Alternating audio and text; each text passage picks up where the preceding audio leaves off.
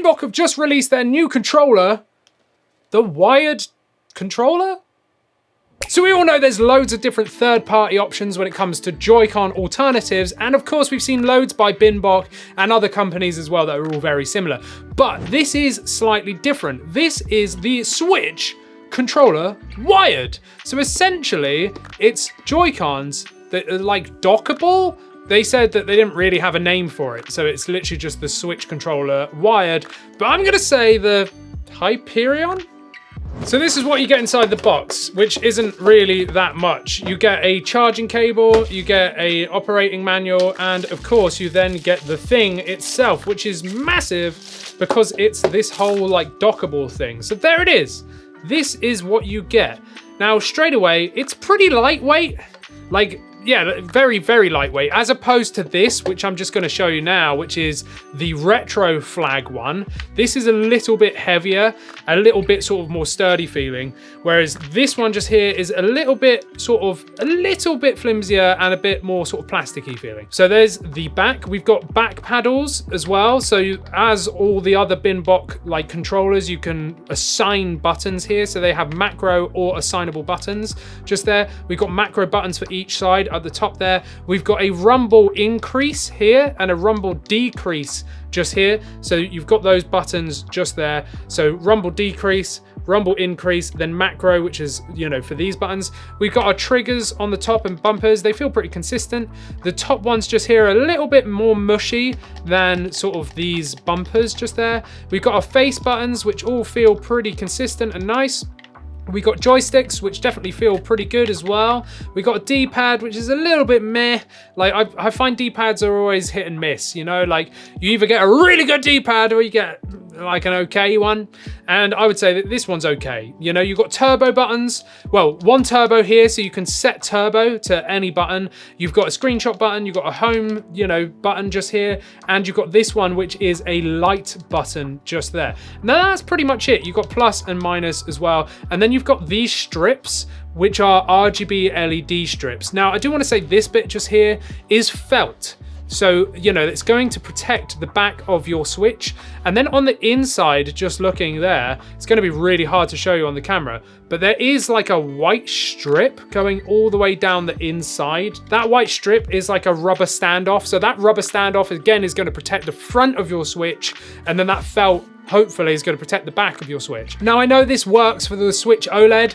Sadly, I don't have a normal Switch to test it on, but I would have thought the normal Switch works here as well. But I do want to say they've kind of blocked off the vents for the normal Switch. So they've included them. So you've still got these bits here that are like indented without felt, but they're not actually like cut out. So on the back, there's no cutouts. So if you were using a normal Switch, if this even fits, sadly I can't test it, well then, you know, you're not gonna get any airflow just there. And even here, there's like a lip. So it's not even like that's like a cutaway so that they would still get air. That lip, I'm pretty sure when you put the Switch in, will sort of go flush against the Switch. So this is really for the Switch OLED, in my opinion. Then we have a USB-C underneath and a USB-C here. So you can still charge your Switch with this on it. You don't need to take the Switch out to charge this. And this does support power delivery as well. So, you know, you can properly charge this. But anyway, that's enough talking, isn't it? Let me slide the Switch in. Oh, and before I do that, this is the size difference. So there is the normal Switch and there is, you know, this controller by BinBok. So I've got my Switch here, let's pop it in. So I'm going to put it on the back just there and sort of gently slide it in. And you can see there is kind of like little grooves that come out over the top of the Switch. So I'm going to gently slide that down and make sure it goes into the, you know, USB-C, which it seems to, yeah, that's fine. I did that very carefully, but it aligned perfectly. So there we go. Weight-wise, it's pretty good actually, and that definitely feels good ergonomically. Like if I hold this up, you can see how well this fits in my hands just here. I can get to the back paddles nice and easily. The triggers are all good. And what I really like is that they're angled out like this. So, you know, if we look at the normal Switch, like Joy-Con, and just try and rest it on there, which I'm doing really badly, you can see how much added sort of like area there is there, which means that you get a better thumb angle. Because if I hold this and sort of held it as if I was playing the Switch, my thumb's really awkward there. You really want your hand to be like this to get to that thumbstick, and that's exactly what this does. Because of that angle just there, I can actually get to this thumbstick just there really, really easy, which I really like. So there's one thing you absolutely have to do before you can even use this, because if you just slide your Switch in, chances are it won't work. What you need to do is go to the settings just here under controllers and sensors, and then you need to go to Pro Controller Wired Communication, because this actually communicates with the controller via wired method. This is effectively being a wired controller, as if you've plugged a USB into your dock. So once you've got that on, then we can go into a game like Final Fantasy and just run around. Now, straight away, this definitely feels nice. You know, like that thumb angle feels really, really good.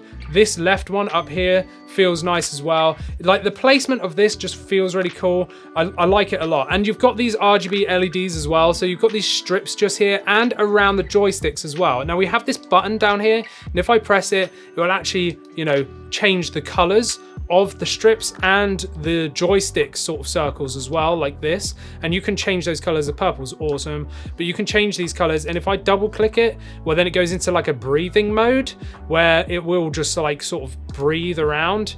And if I press it again, now we're into like RGB mode. So there's like different RGBs, and I think you can turn it off. Yep, you can turn the color off. So if I just press it once more, and a single press will cycle through these different colors like so. Let's just leave it on purple because that's pretty cool. But I really like the feel of this. You know, it feels nice. The joysticks feel good. All the buttons feel good. You know, it just seems quite nice. The D-pad again is a little bit meh, but other than that, it all seems quite nice. The front turbo button is just there. So if you don't know what turbo is, if I assign turbo to A, for example, press and hold A, it will then keep pressing A for me over and over and over and over and over again. If I press that combination again, all I need to do is press A once and let go, and then it will keep pressing for me. If I press the combination again, it will cancel itself out. Now you can do that as well as on the back paddles. Like I said, you do have adjustment vibration on the back there. So if I just turn it down, that's off. Then we've got like a little bit of rumble, a little bit more. Whoa, loads of rumble and loads of rumble. Listen. That's just insane. So it's quite noisy. Well, let's put it on full and let's just go down, shall we? So that's now off. Let's go back up. So like I was saying, they've got those macro buttons. So the macro, I could assign like A, for example, or even like right stick click in. So whatever that would be, R3. I could assign it to this back paddle. So that's really, really easy to do. But for example, I can do Y. So Y opens my map here. So if I hold the macro button and press Y, right, and get out of it. Now I'm going to click this back paddle. There we go. So I've just assigned Y to that back paddle, and nice and easy to use. But you can have macros as well. So you can actually assign multiple inputs to one back paddle. So I could do A, B, X, Y, for example. And then when I press that back paddle once, it will do all those combinations for me. So how much are they? Well, the normal Joy-Cons that they sell, you know, the like actual Joy-Cons that you can use wirelessly, etc., they're around $56 or around £45. Whereas this just here, you're looking at around $45 or around £37, something like that. So they are cheaper to reflect the fact that there's no wireless capabilities, because these are for handheld only. You can only use it like this. You cannot use it any other way. But to be honest, I'm actually really liking these dockable sort of like Joy-Con alternatives. For me, who does a lot of handheld gaming, I actually quite like these. I know it makes it bigger, like, you know, it makes it chunkier. You've got this whole big thing there. Look, it extends the Switch. The whole thing's a bit heavier, and you've got this big, like, bulky bit underneath there. But, you know, it just works. I find it makes them a little bit more solid. The whole thing feels more solid. You've got a bit of back protection there as well from the Switch itself. And personally, when I'm playing docked, I just use a Pro controller. And if I need to use Joy-Cons for, let's say, like Switch Sports or whatever, I'm just going to use my actual Joy-Cons. That's just the way I do it. And of course, there's loads of people that only want to play handheld.